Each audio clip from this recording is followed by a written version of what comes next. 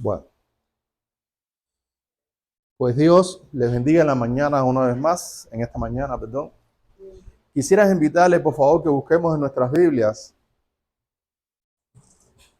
el Evangelio según el apóstol Juan. Sería Juan capítulo 7.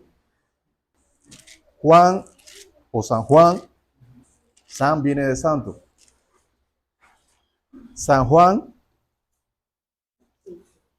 capítulo 7, versículo 14. Si ya lo encontró, por favor, vamos a ponernos sobre nuestros pies y leamos todos juntos el versículo 14. 7:14. Juan 7:14. Bien, leamos todos juntos. Mas a la mitad de la fiesta subió Jesús al templo y enseñaba. Una vez más. Mas a la mitad de la fiesta subió Jesús al templo y enseñaba. Oremos. Padre nuestro que estás en los cielos. Una vez más, Señor, venimos en esta mañana dándote las gracias. Porque, Señor, ¿qué más podemos hacer si todo tú lo haces? No hay nada bueno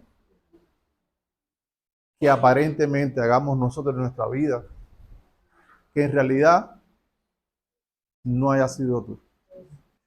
Es por tu misericordia y por tu gracia que si hacemos algo bueno, lo logramos hacer, Señor, porque tu Espíritu Santo en nosotros así hace las obras.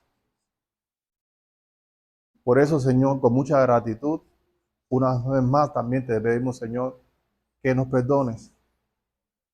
Porque así, Señor, siempre tú haces lo bueno. Cuando hacemos algo malo, no eres tú, somos nosotros. Y nos sentimos mal y no nos cae bien. Es ver que todavía, Señor, en nuestras vidas hay áreas donde en ocasiones te fallamos. Donde muchas veces, Señor, aún a conciencia, no queremos hacer lo que a ti te agrada. Y después que pecamos contra ti nos sentimos terribles. Pero tú nos das la oportunidad de volver a empezar. Porque cuando confesamos nuestros pecados, Señor, delante de ti, tú nos limpias nuestra conciencia, haciéndonos entender, Señor, que esos pecados tú los echas en el fondo del mar y jamás te acuerdas de ellos. Contigo, Señor, como dice el dicho que muchos manejamos, todo es borrón y cuenta nueva. Queremos empezar de nuevo contigo. Queremos tener un nuevo comienzo, Señor, en tu voluntad. Por eso se hace necesario que tú nos hables en esta mañana. Queremos nutrir nuestro espíritu con la verdad que necesitamos para que al obedecerla podamos, Señor, crecer en santidad delante de tu rostro y para tu gloria. Padre, tengo la seguridad que tu voluntad es que recibamos tu palabra y que la pongamos por obra para mostrar que somos verdaderos discípulos. Por eso, por esto te estamos orando y te estamos pidiendo. Y te damos gracias porque también sabemos que estás respondiendo, Señor. En el nombre de Jesucristo, Señor, te pedimos todas estas cosas, te damos gracias y te decimos, Señor, amén y amén. Bien, pueden sentarse mis amados hermanos y hermanas. Bueno,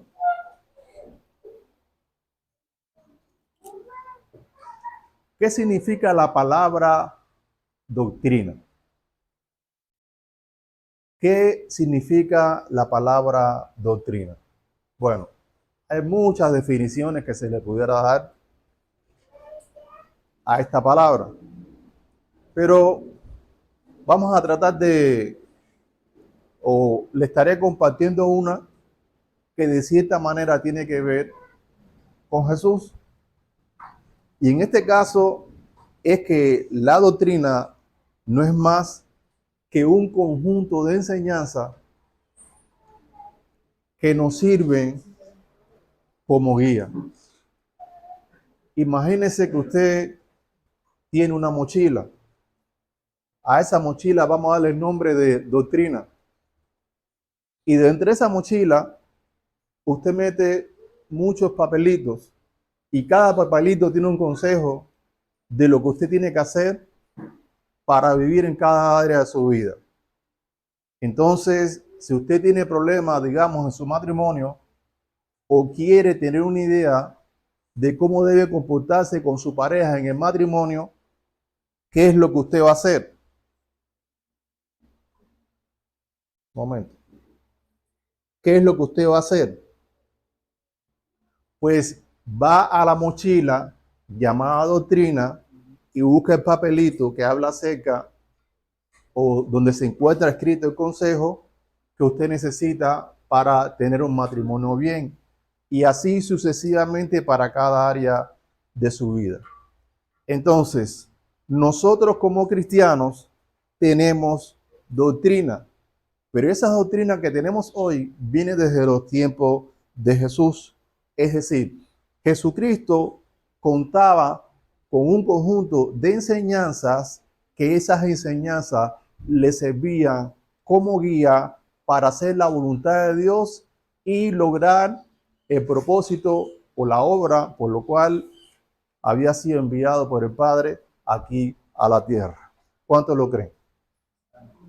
Bien, entonces vemos que Jesús tenía doctrinas.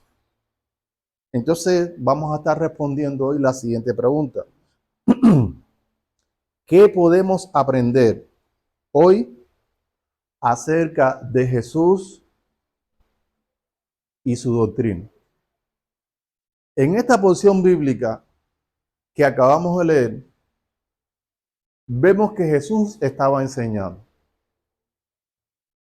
Y vamos a ver, cuando Cristo enseñaba, qué pasaba a su alrededor, teniendo en cuenta la doctrina que él estaba enseñando. Bueno, lo primero que podemos aprender acerca de Jesús y de su doctrina es lo siguiente. Cuando Cristo enseñaba, las personas se quedaban maravilladas. Las personas se llenaban de asombro. Vamos al versículo número 15 a ver qué nos dice acerca de esto. Dice el versículo 15, y se maravillaban los judíos diciendo, ¿cómo sabe este letras sin haber estudiado? ¿Cómo sabe este tanto de las cosas de Dios sin haber estudiado? Miren, ¿qué es la gloria de Dios? ¿Qué es la gloria de Dios? Muchas personas dicen, hermano, yo vivo para la gloria de Dios. Hermano, en mi vida yo quiero que se derrame la gloria de Dios. Y a veces pensamos que la gloria de Dios es como una luz así que viene y nos rodea y un resplandor bonito. Bueno, de cierta manera, si eso pasara hoy aquí, estuviéramos viendo la gloria de Dios. Pero la gloria de Dios es más que eso. Dios tiene una naturaleza divina. Y escúchenme, hermano, porque esto es clave. Se supone que existimos ¿para qué? Para la gloria de Dios. Esto que le voy a comentar es clave y te va a servir para la eternidad. Dios tiene una naturaleza divina. Cuando usted mira la naturaleza de Dios, Dios por naturaleza es todopoderoso.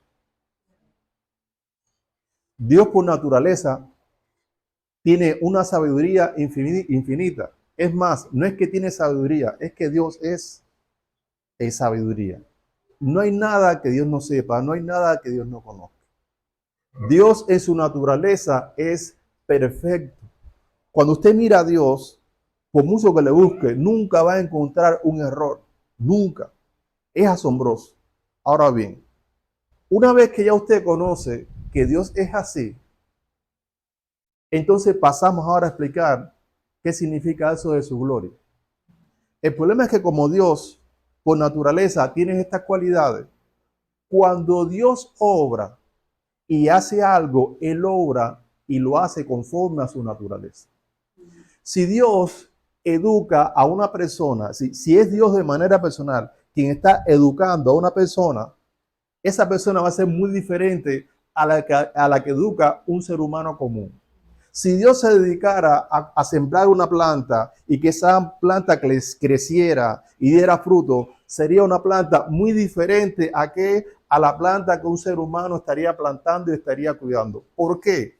Porque cuando Dios obra, Él obra conforme a su naturaleza, Él obra conforme a lo que Él es. Y como Él es perfecto, como Él es sabiduría, como Él es todopoderoso, en serio, hermano, cuando Dios hace algo, tú lo miras y dices, wow, qué hermoso. Wow, pero qué precioso. Cuando Dios hace algo y tú miras ese algo que Dios está haciendo, causa asombro. Nunca has escuchado que alguien dice, oye, qué maravilla, qué cosa más hermosa, oye, pero ¿cómo fue que hizo eso? ¡Wow! Pues cuando Dios obra,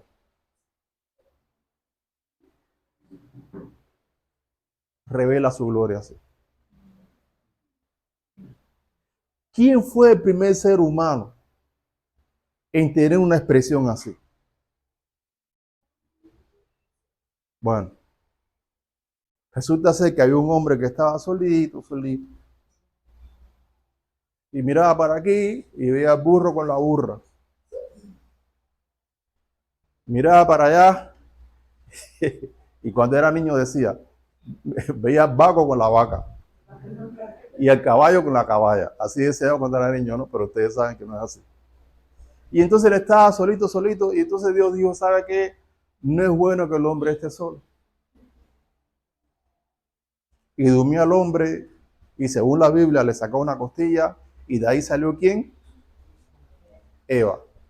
Y cuando Adán abrió los ojos, ¿qué dijo? ¡Wow! Esto sí es carne de mi carne y hueso de mi hueso. Cuando Adán vio a Eva, se quedó maravillado. ¿Y qué estaba viendo ahí? A través de lo que él hizo con su costilla, hermano, de una costilla salió la mujer. Es lo que dice la Biblia. Y yo lo creo. De una costilla, hermano, sacar a una mujer. En serio, hermano, eso es para, wow, asombrarse. Imagínate que uno esté soltero y dice, Señor, haz conmigo como hiciste Adán. Sácame una costilla y ahora una hembra. Y que de pronto va a decir, Señor, wow. Eso es algo, hermano, glorioso. Eso solamente lo puede hacer Dios. Eso es la gloria de Dios. La manifestación visible de lo que Dios está haciendo en la vida de una persona o en algo. Ahora, si usted ha seguido esta explicación, créame que va a estar muy bendecido por el resto de la eternidad de su vida, pero si no ha entendido porque no quiso atender o no, pero etcétera, etcétera, se ha perdido tremenda bendición. Y espero que en el resto de la prédica no le pase lo mismo. Si está en el primer caso, pues gloria a Dios. Si está en el segundo, pues estás a tiempo de correr. Ahora bien, cuando Cristo enseñaba, la gente se quedaban, wow, asombrado. Y miraban a Jesús y preguntaban, oye, una pregunta, ¿en qué escuela teológica estudió ese muchacho? Porque cuando Jesús empezó el ministerio tenía 30 años. No, pues que yo sepa, no sé. Ahora estudia en la escuela de Gamaliel, ese que le enseñó también a Saulo. No, ni lo conoce. Dicen que él es el hijo de un carpintero. El hijo de un carpintero y sabe todo eso. ¡Wow! La gente se quedaba maravillada. ¿Saben por qué yo sé que eso es verdad? No solo porque lo dice la Biblia. Y no solo porque de cierta manera lo he visto, sino porque lo experimenté en mi vida. Pero yo lo experimenté en mi vida no porque me lo vi yo, sino porque otro lo vio. Estando yo en Cuba, tenía un discípulo llamado Manuelito. Le decía Manolito, le decía Manolito. Pero ese Manolito ya era un señor ya que tenía como unos, bueno, cuando aquí yo tenía como 27 años, tenía como 39, 40, ya, sí, ya sabes, me estoy trabajando en el tiempo. Y A ese señor, tú le preguntabas, hermano, una pregunta, ¿qué es la fotosíntesis? Y él te decía, no, la fotosíntesis es un rara y te explicaba. ¿Y qué es la anesia? La anesia es la propiedad que tienen todos los cuerpos, conservar su velocidad en ausencia de la acción de estos cuerpos sobre él. Hermano, ¿y qué es la difusión? Pues la difusión es cuando la molécula de una sustancia ocupa los espacios intermoleculares de otra. Y hermano, ¿qué es el sol? Pues el sol no es más que está compuesto por él a gran temperatura. Oiga, no había nada que usted le preguntara a ese hombre que no te lo respondiera. Yo a veces hasta para ver si es verdad que él sabía, le decía, bueno, y el foco, ¿cómo está hecho? No, el foco está hecho con vidrio y con filamento que se le saca el aire y queda vacío, no sé qué. Yo decía, oye, pero es verdad que este hombre, como sabe, y me atreví a decirle, hermano, la verdad, no sabe cuánto yo quisiera tener el conocimiento que usted tiene. Y me dice él, no, Tony, yo estaría dispuesto a dar todo lo que conozco por saber lo que tú sabes. Y eso a mí me impactó. Porque yo me miraba y yo decía, bueno, pero es que yo no siento que sé mucho. El problema está, hermano, que cuando nosotros recibimos una enseñanza de Dios, el primer día que la recibimos nos impacta. Pero en la medida que pasa el tiempo, como que lo vemos como algo normal. Entonces, en la medida que Él nos enseña y nosotros vivimos lo que Él nos manda y lo enseñamos, y así las enseñanzas de Dios se van haciendo como algo cotidiano en nuestra vida, como algo normal. Pero cuando una persona que no conoce la palabra de Dios nos ve y nosotros le empezamos a hablar, por ejemplo, que tenemos que amar a los enemigos, que hay una armadura de Dios, que esa armadura te sirve para enfrentar a Satanás, la gente te mira y dice, wow, pero oye, si tú no has ido ni a la universidad, ni siquiera tienes secundaria, ¿cómo tú sabes tanto? ¿Habrás tú pasado? ¿Tú eres pastor? No, yo no soy pastor. ¿Tú eres maestro en tu iglesia? No, tampoco soy un maestro en mi iglesia. Y entonces, ¿cómo puedes tú saber tanto?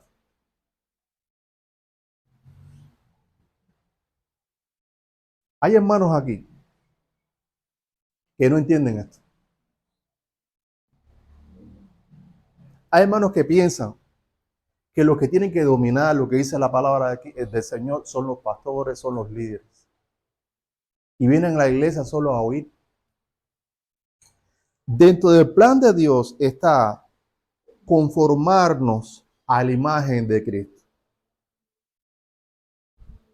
Si usted va a pintar a una persona en un mural, no sé cómo llamarle, usted agarra los pinceles y usted mira a la persona y empieza a tratar de qué? De hacer un dibujo que se asemeje a la persona. Si es como mi hija que sabe dibujar, en serio va a salir, pero si soy como yo, va a ser una pintura abstracta. Pero Dios no obra así. Y por favor, presten atención, no se entretengan. Está hablando Dios, esta palabra les va a cambiar la vida. Cada vez que sale el domingo aquí, es para cambiar tu vida, no es para que venga el domingo a escuchar y ya. Y si alguien se siente regañado, siéntete regañado, pero Dios te está hablando, te quiere cambiar, te quiere transformar.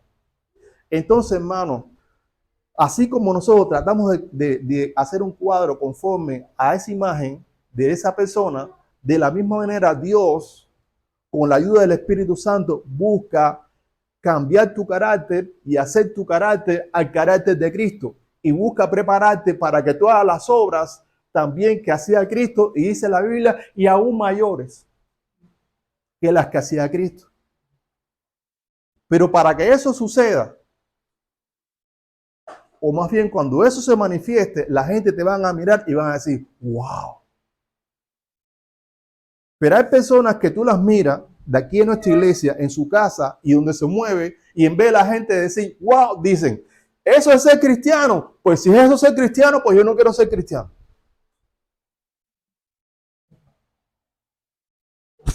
Y en vez de ver la gloria de Dios en esa persona, en ese hermano, se ve la gloria de Satanás.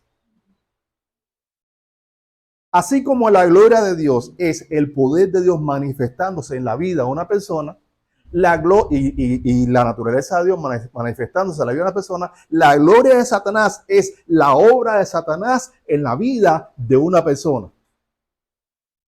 Así como Dios busca que sus hijos sean conforme a su carácter, Satanás busca que los hijos de él y los hijos de Dios se conformen a su carácter. Por eso la pregunta es, ¿qué vamos a hacer a partir de hoy?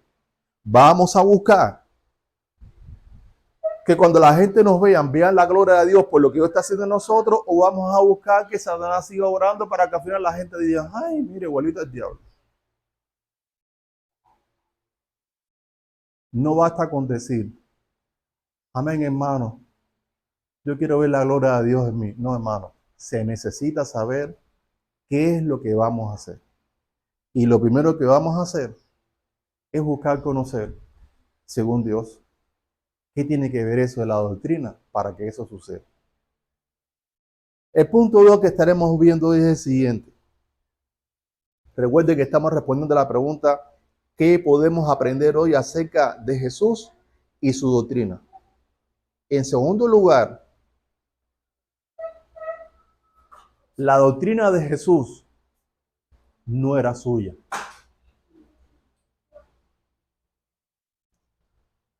Las enseñanzas que Jesús compartía, esas enseñanzas no eran de él. Vamos a ver qué dice el versículo 17. Juan 7, 17. El que quiere, perdón, Juan 7, 16, perdón. Dice, Jesús le respondió y dijo, mi doctrina no es mía. ¿Qué dijo Jesús? Mi doctrina, mis enseñanzas no son mías, sino de aquel que me envió. ¿Y quién envió a Jesús? Al Padre, el Padre. Entonces, lo que Jesús está diciendo es, miren, las enseñanzas que ustedes recibieron de mí, esas enseñanzas no nacieron en mí. Visualicen, hermano, lo que estoy diciendo. Las enseñanzas que tenían a Jesús no nacieron en Jesús.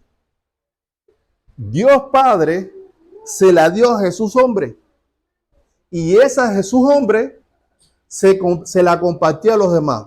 Por favor, hermano, presten atención a lo que el Espíritu Santo le está hablando. Esta enseñanza es práctica, es sencilla. ¿Qué hacía Jesús? Dice la Biblia que Jesús, en la medida que iba creciendo en gracia y en sabiduría. La gracia porque Dios estaba obrando en él, y en sabiduría porque lo que el Padre le daba a conocer, él lo retenía y no se le olvidaba. Hay hermanos que vienen a nuestra iglesia o vienen a Cristo buscando gracia, pero no sabiduría. Y quieren que Dios les resuelva todo. Quiere que Dios les salve a sus hijos, quiere que Dios les arregle su matrimonio, mientras ellos ni aprenden ni viven lo que Dios les habla. Así no funciona el evangelio. La Biblia enseña que si una mujer está casada con un hombre cristiano, si una mujer es cristiana y está casada con un hombre que no sea cristiano, y ella dice en su corazón, ¿sabe qué? Este tipo no lo soporto, es un mundano, me voy a divorciar. Dice la Biblia, no.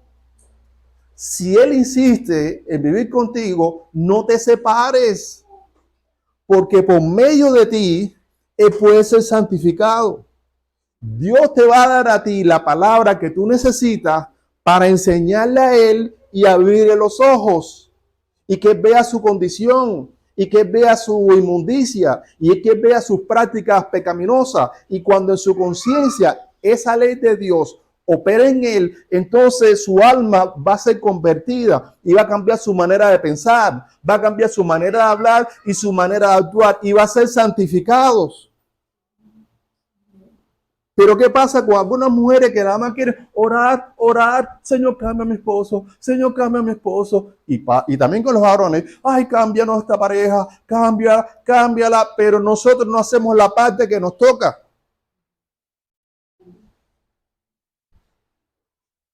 Lo mismo con los hijos. Ay, Señor, mis hijos. Ay, Señor, mis hijos. Y hay madres o padres que se comportan como, sin que nadie se ofenda, como la Llorona. Se pasan la vida quejándose. Ay, mis hijos. Ay, mis hijos. ¿Por qué no te quejas diciendo, ay, Señor, qué mal estoy? Ay, Señor, qué mal estoy. Y le pide al Señor que te abra los ojos y te dé las herramientas para que tú luches a favor de tus hijos. No tenemos lucha contra nuestros hijos, no tenemos lucha contra nuestra pareja. Nuestra lucha no es contra las personas. Tenemos que luchar contra el pecado, contra la carne, contra el mundo y contra Satanás. Y no hay otra manera de hacerlo si usted no recibe primeramente la doctrina de Dios que en estos tiempos nos llega a nosotros mediante el Espíritu Santo. No hay otra manera. ¿Cuál es el primer componente de la armadura de Dios? La verdad. El primer componente de la doctrina de Dios, de la armadura de Dios, perdón, es la verdad. ¿Y qué es la verdad? Entre otras cosas, la verdad contiene toda la doctrina que necesitamos como cristianos para saber en qué debemos creer y en qué no debemos creer, en qué debemos pensar y en qué no debemos pensar, qué debemos sentir y qué no debemos sentir, cómo debemos actuar y cómo no debemos actuar. Por ejemplo, ¿podemos sentir enojo? Se me acerca una persona y me dice, ay, ¿estás enojado? Sí. Ay, pero si tú eres pastor, por eso. Una de las personas que más se enoja es el pastor. Hermano, pero eso no es espiritual. Bueno, Jesús también le pasó. A Jesús le pasó. Cuando estaba en el templo. ¿Y qué hizo? Agarró, no sé cómo explicarlo bien, hizo como una especie de un látigo y arriba, atrás, y volteó las mesas y tiró las monedas. Y yo no he hecho eso aquí, ¿o sí? Ah, pero no nos confundamos. Una cosa es enojarse y otra cosa es actuar con enojo. Porque la Biblia dice, airados, pero no pequéis. Estamos hablando de esa ira que es santa, esa ira que tú miras, te aira porque la persona está haciendo lo indebido. Si veo a un hermano, oye, que tú le hablas, mira hermano, y la palabra dice, y sigue igual, eso no me va a causar gozo. Eso me enoja. Ahora, mi enojo no es contra el hermano, es contra lo que está haciendo. Porque Cristo no se merece eso. El Padre no se merece eso. Todos los cristianos que han muerto y dieron su vida y perdieron a su familia y perdieron todo para que el evangelio nos llegue hoy, ninguno se merece eso. Entonces, claro que tengo que enojarme. Ah, pero ¿cómo le voy a hablar al hermano? Dice la Biblia que con misericordia y con verdad se corrige el pecado. Ese hermano lo que se merece en un momento es que tú le digas tres barbaridades, le digas tres cosas como me lo merezco yo cuando peco contra Dios. Pero ¿qué es la misericordia? Bueno, eso que el hermano se merece, no lo voy a hacer. Voy a hablarle con mansedumbre, entendiendo que algún día lo que está haciendo él también lo puedo hacer yo y no me gustaría que me trataran mal. Ah, la pregunta es, ¿dónde está escrito eso? En la palabra. ¿Y quién enseña eso? Dios. Pero ¿qué pasa si no sabemos eso? Entonces, ay, Señor, perdóname. Es que me voy por el infierno porque siempre ando enojado. Claro, si tiene una esposa o un esposo que siempre está haciendo lo indebido, la injusticia causa enojo. Eso no se puede evitar. Ah, lo que no debes hacer es permitir que eso te controle. Y aprender a disipar ese enojo. ¿Cómo se disipa el enojo? Me enojé y espérate, Señor. Me humillo delante de ti. Quito la mirada del problema y, Señor, dime qué quieres que haga. Entonces, cuando Dios te enseña que la clave para que el enojo se disipe es humillarte y ser sumiso, y tú lo aplicas, todo cambia. Y entonces ahora, puede ser que te enoje, pero el enojo te dura poco tiempo. Entonces llega un tiempo que te enojaste y el enojo se disipa rapidísimo. ¿Por qué? Porque ya tú aprendiste a vivir humillado. Pero para vivir así, pregunto, ¿en qué escuela del mundo enseñan eso? Hermano, usted va a la universidad y usted enseña lo que nosotros sabemos y te dice, usted está loco.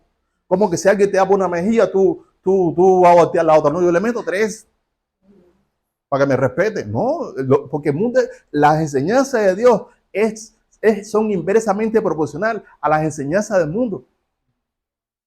Porque eso es lo que quiere Satanás. Entonces todos los que estamos aquí, ¿de dónde venimos? ¿Del cielo? Estábamos en el sistema de este mundo y aprendimos del mundo. Y lo que quiere Dios es cambiar nuestra manera de pensar, santificar nuestra alma. Que ante las circunstancias actuemos de manera diferente. Hermanos, pero ¿cómo vamos a lograr eso si primeramente no recibimos la doctrina de Dios? Varones, pónganse los pantalones. Hermana, ajústese la falda y seamos hombres y ustedes sean mujeres. Y niños y jóvenes igual. Apretamos aquí y vamos a ser verdaderos discípulos. Y vamos a vivir bien el evangelio. Y vamos a estar dejando vivir esa doble vida, que aquí somos una cosa y allá somos otra. Eso no puede ser, porque eso no agrada a Dios. Y menos va a glorificar al Señor.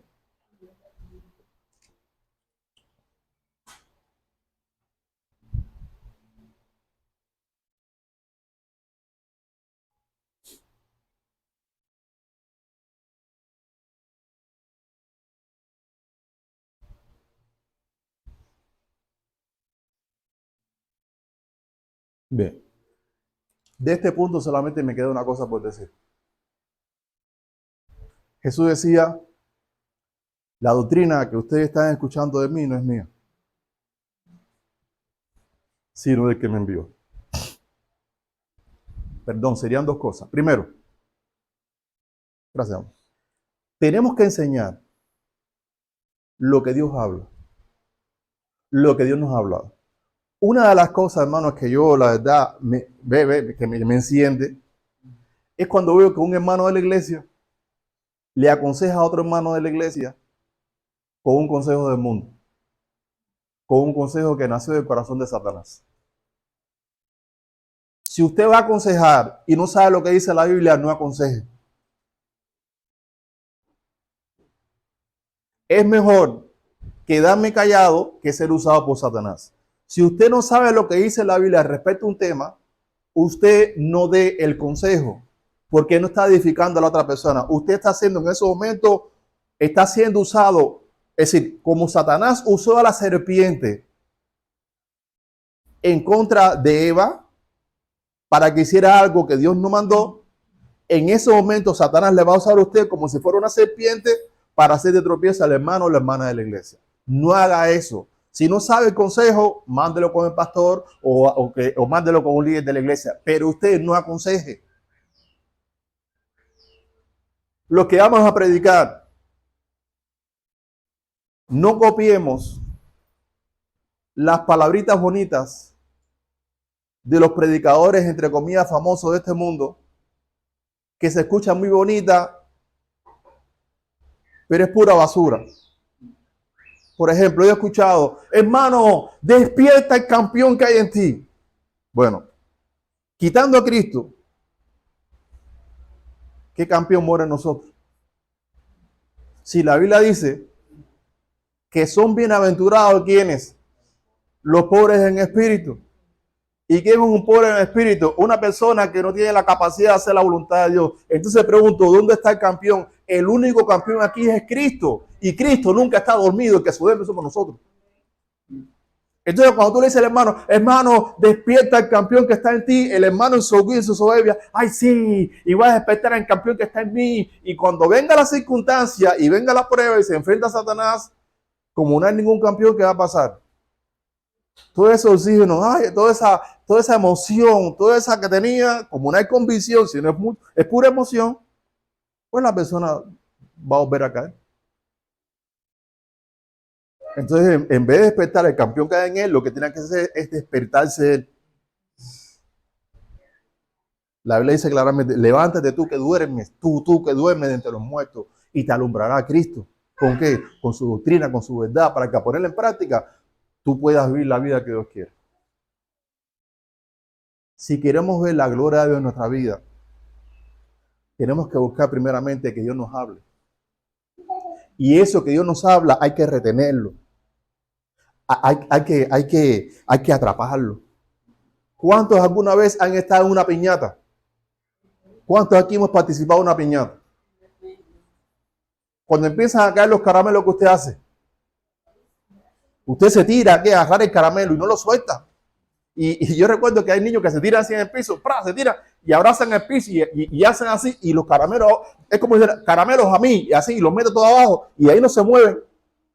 Y la fiesta se acabó y el niño todavía encima de los caramelos. No, niños, son las 3 de la mañana, todo el mundo se fue. No, los caramelos son míos, son míos, son míos. Bueno, así y aún más hay que hacer con la palabra de Dios.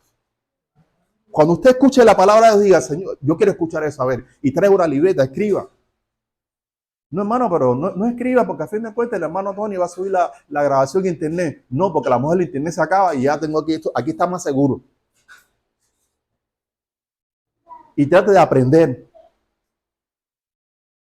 ¿Qué significa la palabra bruto?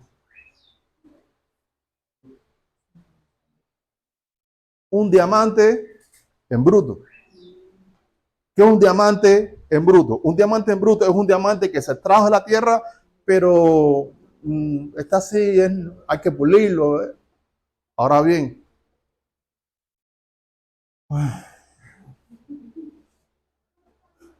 está el cristiano bruto. Y algunos dirán, me estaba ofendiendo. No, te está hablando la verdad. ¿Cuál es el cristiano bruto? El cristiano bruto es alguien que lleva 5 años en la iglesia, 10 años en la iglesia y todavía sigue como si fuera mundano. ¿Por qué? Porque Dios no lo ha pulido. ¿Y por qué no se ha pulido? Porque Dios le ha hablado, Dios le ha hablado y Dios le ha hablado. Quiero pulirte. Pero para pulirte, mira, tienes que aprenderte esto y cuando venga la tribulación, en la tribulación, te voy a pulir. Pero si cuando viene la tribulación, empieza, ay Señor, porque yo, ay Señor, porque a mí, lo que te enseñé, ¿qué me enseñaste? Lo que te dije, se me olvidó. Bueno. Vas a seguir siendo o bruto o bruta. Y Dios quiere eso. Ahora, ¿qué va a pasar con ese hermano si escucha esto? Me voy de la iglesia, el hermano Tony me ofendió, me dijo bruta, más nunca vengo. Bueno, ese es tu problema. Dios te está hablando. No te estoy ofendiendo. Lo que estoy haciendo es abriéndote los ojos para que veas la realidad. Porque todos nosotros en algún sentido estamos brutos. Empezando por mí. A mí me falta muchísimo. A ver, pregunto, ¿quién de los que estamos aquí ya es como Jesús? Aquí el único que no es bruto es Jesús. Por lo tanto, todos los demás tenemos que crecer en ser como Jesús. Pero tenemos que dejar el orgullo y la soberbia de pensar que para crecer no necesito lo que Dios me habla. Sí lo necesitamos. Cuando una persona a Dios le habla y dice, ¿sabe qué? Y no retiene lo que Dios le habla y dice, ¿sabe qué? A mí no me interesa lo que tú tienes para mí. Yo voy a seguir viviendo mi vida. Y vive engañado pensando que porque viene el domingo aquí, con eso lo hizo. No. El que vive así es una persona hipócrita. Entonces, hermano, ¿qué hemos visto en este punto respecto a la doctrina de Jesús? La doctrina que Cristo tenía y que dejaba maravillada a la gente cuando lo escuchaban, no era de él, era del Padre. Y él lo que hacía era enseñar lo que el Padre ya le había dicho. Entonces seguimos respondiendo a la pregunta, ¿qué podemos hacer hoy para aprender acerca de Jesús y su doctrina? Bueno, en tercer lugar, no todos pueden conocer que la doctrina, o no todos podían conocer que la doctrina que venía de Jesucristo era de Dios. Y hoy pasa también.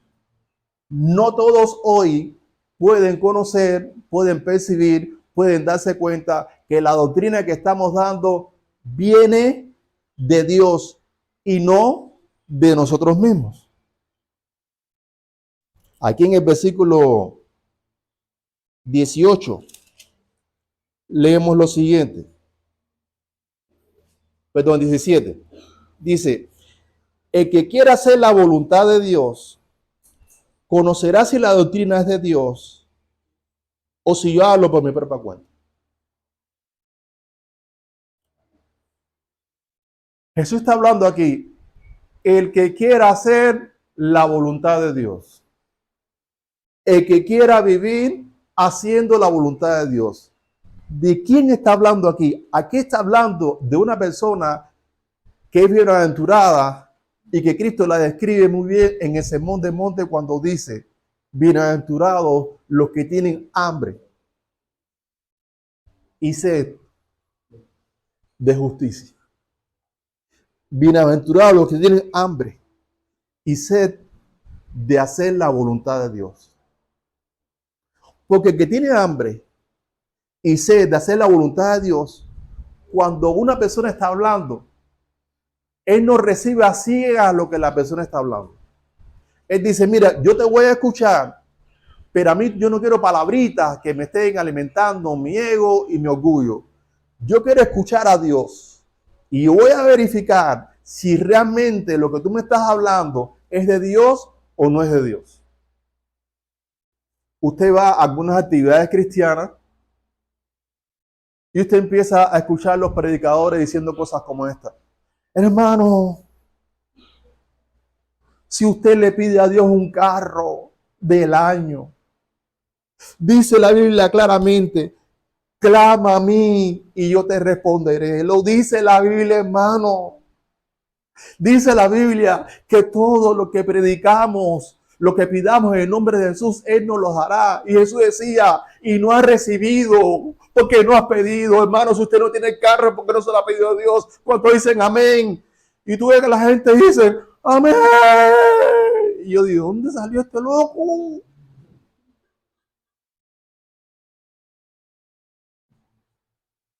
Cuando usted mira el contexto de donde este hombre sacó todas esas partes de la Biblia, en ninguna parte habla ahí de que si tú le pides a Dios algo con fe, etcétera, que Dios te va a dar lo que tú quieres. Hermano, la Biblia dice claramente, pedid y se os dará. Sí, la Biblia dice claramente que tú le pides de un avión y Él te va a dar una carriola. Tú le pides a Dios una mansión y Él te da una casita. Si es que Él siente que debe darte la casita, si no te manda a alquilar. Porque el hombre cuando pide, muchas veces pide mal. ¿Pide para qué? Para sus propias concupiscencias, es decir, para satisfacer sus malos deseos. Y esa oración Dios no te la responde.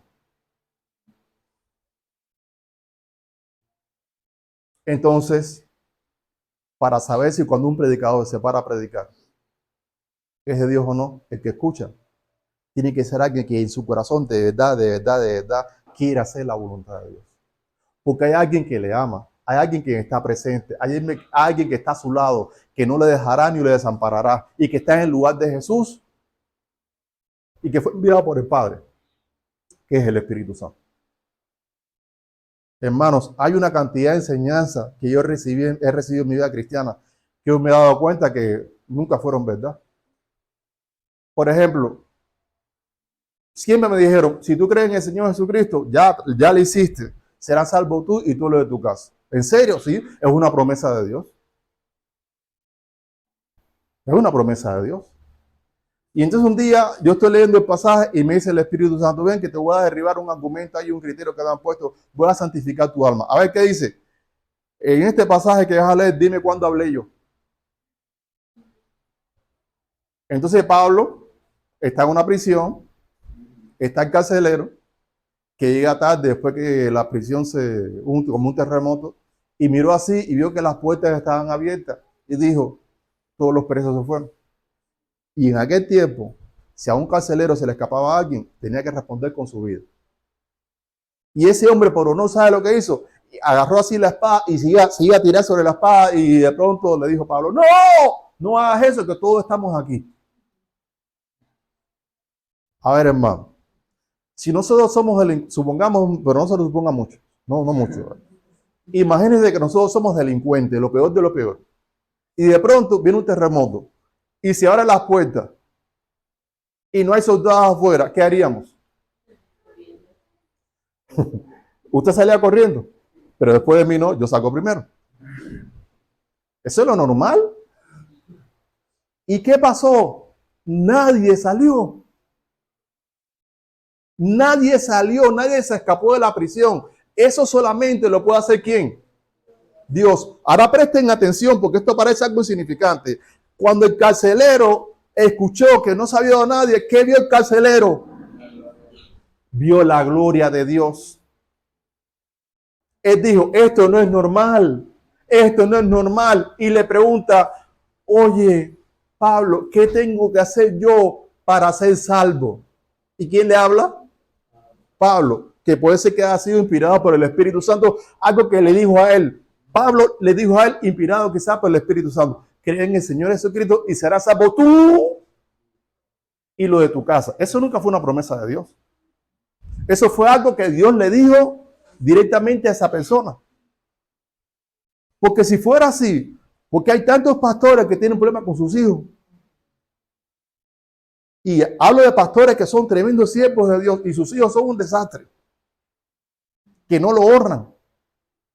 Y hay veces que esos pastores sufren porque se pasan tanta vergüenza que quisieran hasta dejar el pastorado. Porque es terrible, hermano, que usted esté enseñando a la iglesia de cómo tenemos que vivir en santidad y esté dando clases para padres y que vean que su esposa y que vean que sus hijos son un desastre. Pero ¿acaso la Biblia no dice cree en el Señor Jesucristo y serás salvo tú y lo de tu casa? Eso no es una promesa de Dios.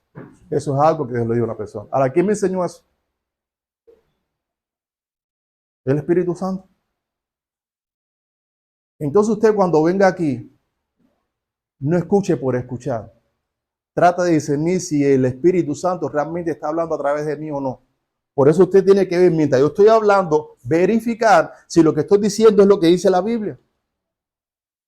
Y durante la semana estudiar para ver si es verdad. Y si hay algo que usted siente que no es de Dios, hermano, sabe que, mire, usted perdóneme, pero esto que usted dijo, siento que eso no es de Dios. Eso no está bien. Una vez me pasó algo así. Yo estaba predicando y enseñé. Hermano, ¿saben qué? Los ídolos no son nada. Son puros muñecos. Ahí no hay nada. Por lo tanto, si usted pasa por altar de un altar de la muerte, un altar de eso, y tienen fruta y esas cosas, usted agarra la fruta y cómasela, porque a fin de cuentas eso no es nada. Y un hermano levantó la mano y me dijo, hermano, yo no estoy de acuerdo con eso. Yo, hermano, siento que no debo hacerlo. Pero el hermano no me citó Biblia, no me citó cita bíblica. Y yo dije, bueno, hermano, vamos a hacer algo. Yo voy a estudiar desde el punto de vista suyo y usted estudia desde el punto de vista mío. Y la próxima clase nos vemos. Y cuando empiezo a estudiar, Dios me habla. La parte donde Pablo dice, sí, aunque los ídolos no son nada, yo tampoco quiero que ustedes participen de la ofrenda que se le dan a los ídolos. Y entonces entendí. Y en la siguiente clase, me paré delante de todos y lo aclaré. Y luego, gracias a Dios, que ese hermano me libró de que yo pudiera hacerle de tropiezo a una iglesia enseñando algo que Dios prohíbe. El problema es que en la cita bíblica donde yo estaba enfocado, decía una cosa, por eso tenemos que ver toda la escritura. Cuando vamos a hablar de un tema, no tenemos que ver solamente lo que dice una parte de la Biblia, sino todo. Y esa otra parte todavía yo no la conocía. Entonces, gracias a Dios que el hermano me ayudó. Entonces, cuando yo estoy parado aquí o cuando preparo un sermón, nunca me confío de que realmente es así. Existe la posibilidad de que enseñe algo un poco desfasado de lo que es o desfasado completamente. Entonces, es la responsabilidad de la iglesia cuidar de su pastor, velando que lo que está diciendo el pastor es correcto para corregirlo. Y lo mismo para el que predica acá. Y lo mismo para que dé algún consejo.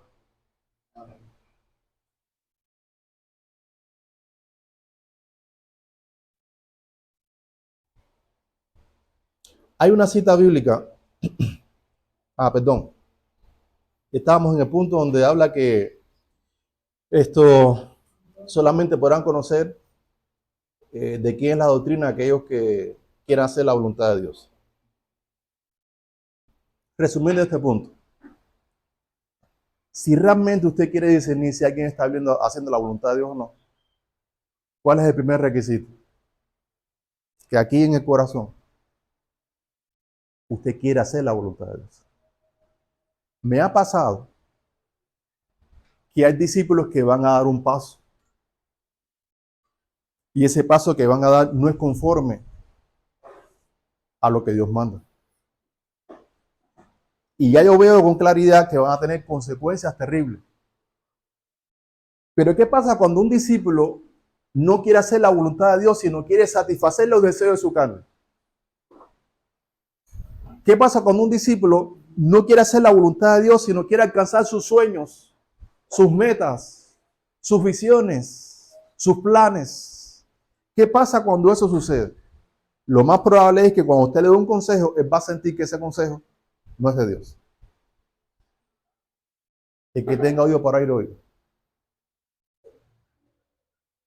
Muchos hermanos aquí han expresado que en ocasiones ellos han dicho, ¿y quién es Tony para meterse en mi vida?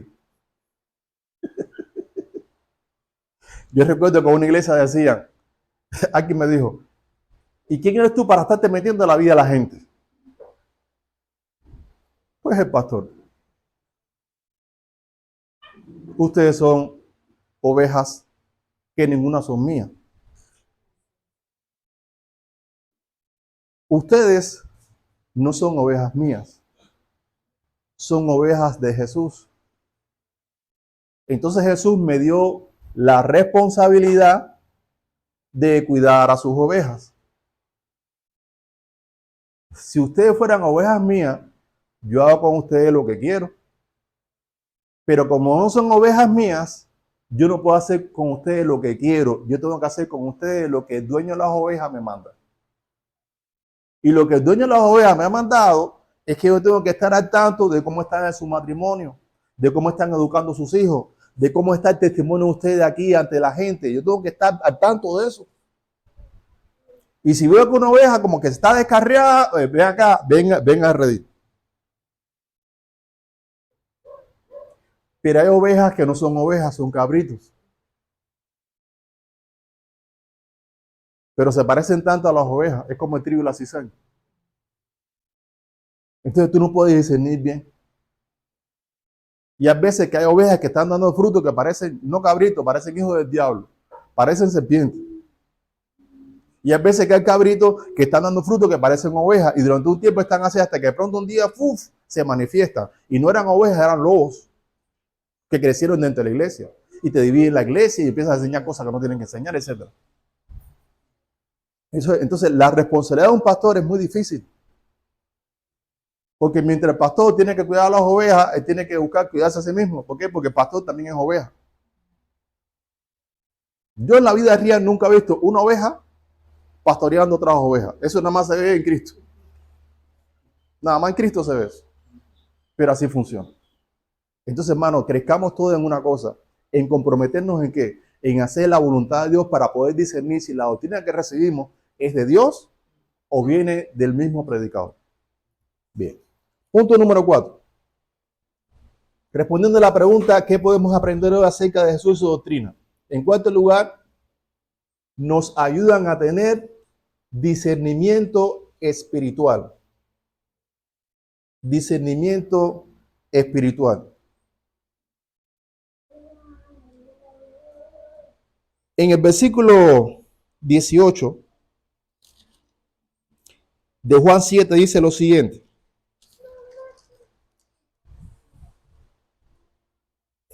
El que habla por su propia cuenta, su propia gloria busca.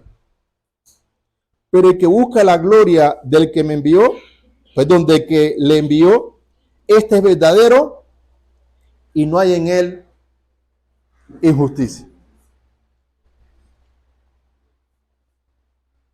¿Por qué esto nos da discernimiento? Porque nos ayuda a ver verdades espirituales que no podríamos ver a no ser que Jesús, por medio del Espíritu Santo, nos hable hoy lo que acabamos de escuchar. Cuando un cristiano que se llame ministro de ¿quién? Del Señor, en vez de enseñar lo que el Señor le dice, entra a YouTube, entra a Facebook y empieza a buscar predicaciones o empieza a escuchar conferencias motivacionales, como por ejemplo hay un chino por ahí que es muy bueno. Hay un chino en internet que no, de verdad que Kenji, o Kenji, algo así. Yo lo he escuchado y la verdad uno lo escucha y hay cosas que él habla que tienen que ver con la palabra del Señor. Y me gusta, por ejemplo, la la cultura de Japón. En Japón hay mucha disciplina, pero sin amor. Y disciplina sin amor es crueldad. Por eso muchos japoneses dicen que el país que más suicidio tiene por año es Japón. Entonces, ¿cómo se puede ser una potencia tan desarrollada, la gente se esté matando y quitando la vida en un país así? Porque hay mucha disciplina, hay mucha exigencia y la gente se exige tanto que dicen, me exijo tanto que no puedo vivir en este mundo porque soy imperfecto, y se quitan la vida. Pero bueno, de cierta manera hay principios, por ejemplo, una vez él enseña, me gustó esto, que dice que su mamá es colombiana, si no recuerdo mal, y entonces fue con su papá allá a Japón y llegaron a casa del abuelo de él, ¿no? Y él llega y lo recibe la mamá, pero no estaba el abuelito. Y ya en la tarde viene el abuelo, y cuando viene el abuelo, dice que el abuelito es así y se postra delante del abuelo, así como si fuera un señor. Y la colombiana se encendió y decía, ¿cómo no? Yo jamás haría eso delante. Yo contigo jamás humillarme así. ¿Qué es eso de tirarme ahí como si fuera una perra? Esto yo lo exagero, ¿no? Porque así lo entendí. Y todos los días era así. Pero llegó la quincena. ¿Qué entiende, hermana, cuando digo quincena? ¿Qué le viene a la mente? El día en que entra la finanza. Y ese día llega el abuelito del muchacho, llega el abuelito, y la mamá o la abuelita no, esa vez no se postró en el piso, se quedó de pie. Y el abuelito es así y se postra delante de ella y le entrega todo el dinero. Y dice la colombiana, bueno, si es así, entonces sí me postro todos los días. Entonces, ¿qué principio estamos viendo ahí? Bueno, un principio de que la esposa debe honrar a su marido y que el marido en este caso debe honrar a su esposa, sustentándola, ayudándola, sosteniéndola.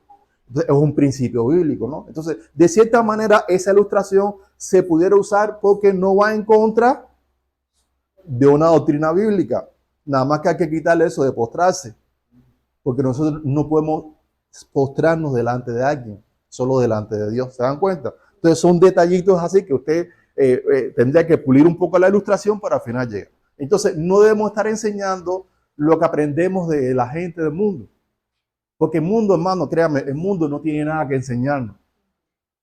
Toda la doctrina que nosotros vayamos a enseñar tiene que venir de la palabra del Señor. La palabra de Dios es suficiente para enseñarnos de cómo vivir, es decir, enseñarnos a vivir en este mundo desde el punto de vista moral. El mundo no tiene nada que enseñarnos a nosotros. Aclaro, y no es altivez. El problema es que nosotros tampoco nos enseñamos a nosotros mismos. A nosotros nos enseña Dios. Entonces, la iglesia que Dios le enseña no tiene que buscar en el mundo nada, porque en el mundo, ¿a quién se va a encontrar detrás del mundo? A Satanás. Entonces, vengamos a Dios para que Dios nos enseñe y entonces enseñemos a otros. Si una persona viene y empieza a hacerte chiste y darte terapias motivacionales, etcétera, eso no te va a cambiar la vida, eso no te va a santificar. Lo que te va a santificar es lo que Dios habla. Ahora bien, quien enseña lo que Dios no quiere, dice, o lo que Dios no le ha enseñado, dice la Biblia, que busca su propia gloria. Es Él obrando en las personas. Es Él enseñándole a las personas. Es Él cambiando a las personas. Y pregunto, ¿de qué me sirve ver la gloria de una persona en mi vida? Pero el que enseña lo que Dios enseña, ya no es Él enseñando, es Dios enseñando a través de Él. Es Dios cambiando a las personas a través de Él. Y entonces, ¿qué van a ver las personas? Su gloria. Porque hay personas que oyen la enseñanza y no la reciben. Porque dicen, es que me está hablando Tony. Es que Tony dijo. Es que Tony me enseñó. ¿Pero por qué piensan así? Porque no quieren hacer la voluntad de Dios. Porque si quisieran hacer la voluntad de Dios, se dieran cuenta que no es Tony, sino que es Dios quien está hablando a través de Tony. Y lo pueden confirmar por medio de qué? De la palabra.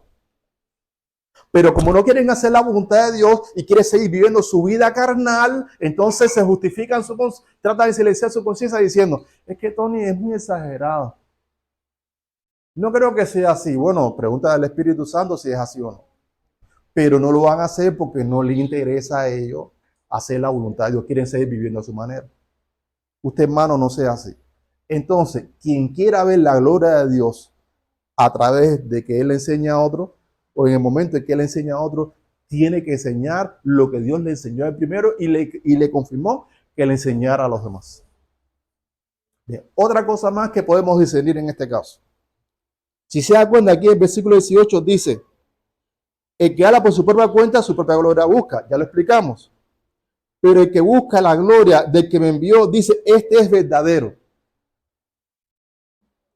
¿Cuál es el maestro verdadero?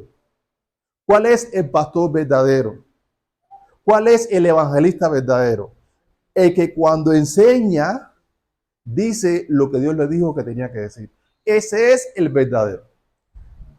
Hermano, en serio, yo antes pensaba que para uno ser un predicador, que era más difícil. No sé, pero mientras más yo estudio la Biblia, yo me doy cuenta que para ser predicador, una sola cosa se necesita. Y es aprender a escuchar a Dios. Y si eso que Dios te dice, tú lo vives y ellos enseñas, ¿qué van a hacer la gente? Van a ver la gloria de Dios.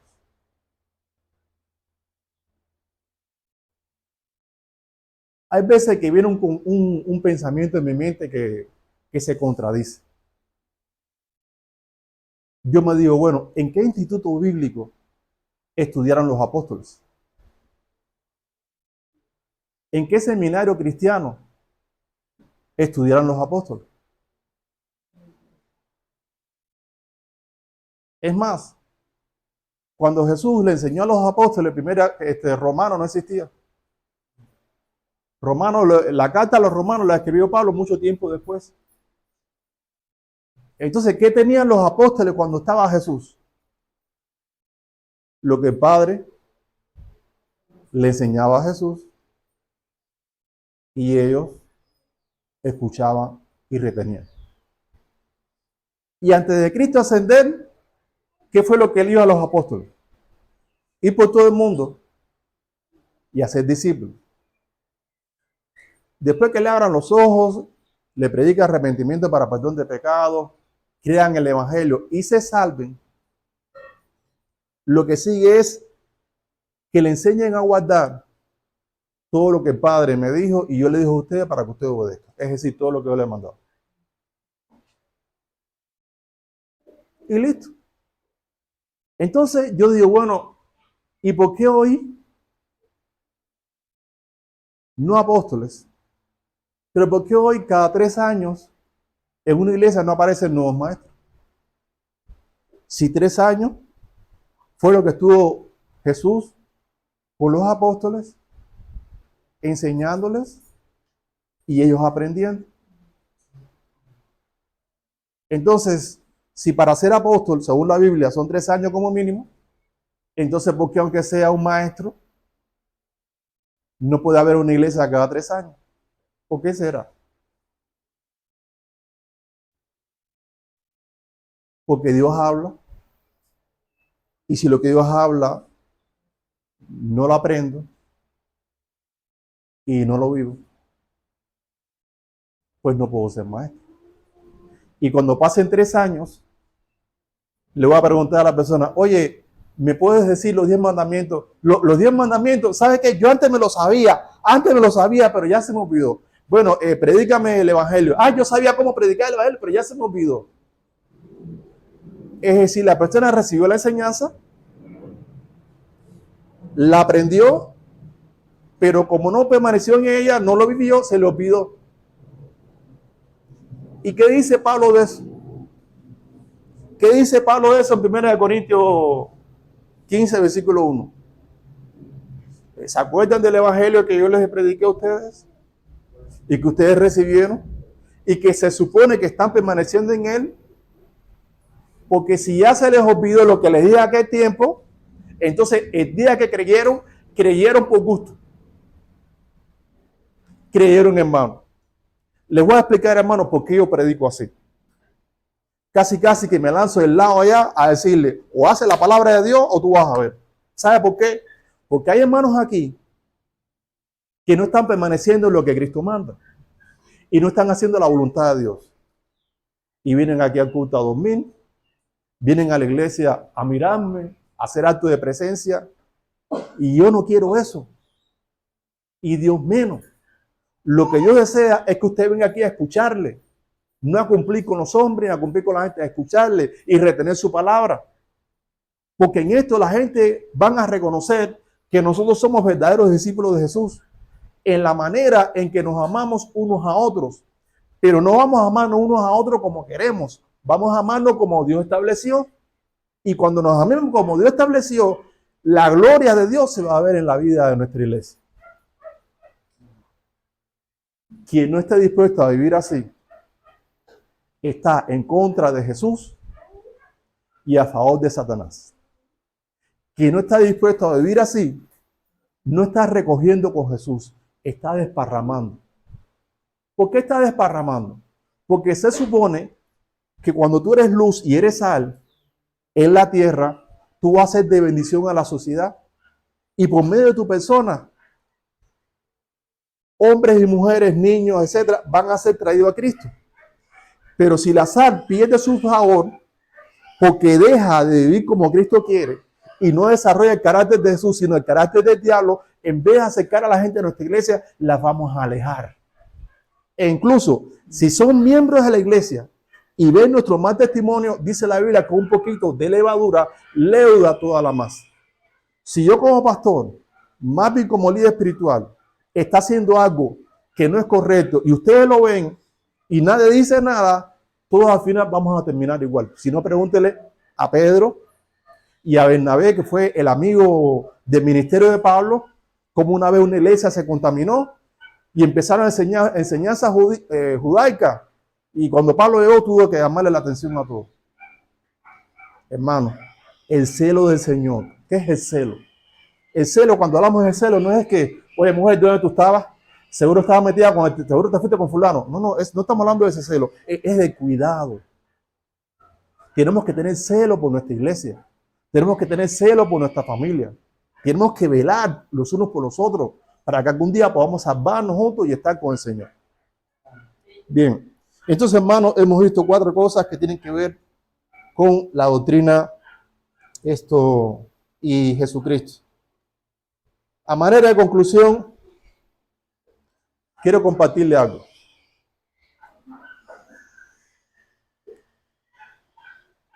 Cuando usted va al mar y ve un barco que va trasladándose, ¿qué usted ve detrás del barco? Ve el agua así que se mueve, ¿no? Es como una huella. Estoy diciendo, por ahí está pasando un barco, porque ve el agua que se mueve. Si usted va, no sé, va en un carro y el carro va por un lugar donde hay fango, ¿qué deja detrás el carro? Deja huella. Hay casas donde usted se levanta en la mañana y usted mira así la mesa y mira aquí y ve virutas en el piso, ve el papelito de caramelo así tirado. Usted dice, estas huellas son de mi niño, que por la madrugada se levantó a comer caramelo, etc. Entonces nos damos cuenta que cada vez que hacemos algo, o hay cosas que dejan huellas y tú puedes saber que pasaron por ahí. Bien. Dios es espíritu.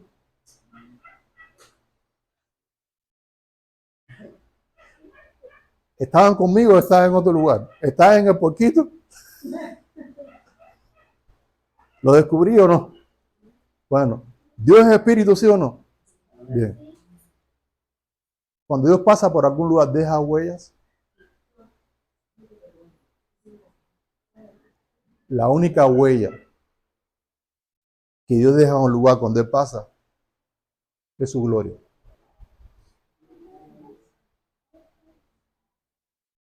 ¿Cuántos quieren ver la huella de Dios en sus vidas? Pues tenemos que enseñar lo que Dios nos habla. Tenemos que venir a Dios para que Dios nos hable. Tenemos que buscar en nuestro corazón querer hacer su voluntad, querer hacer lo que Dios nos hable. Y cuando lo hagamos, entonces, cuando las personas nos vean, van a ver que somos cristianos verdaderos y que en nuestro corazón no hay injusticia. Cuando eso pase, veremos la huella de Dios en nuestras vidas, que esa es su gloria. Oremos. Les invito, por favor, que se pongan sobre sus pies. Vamos a orar.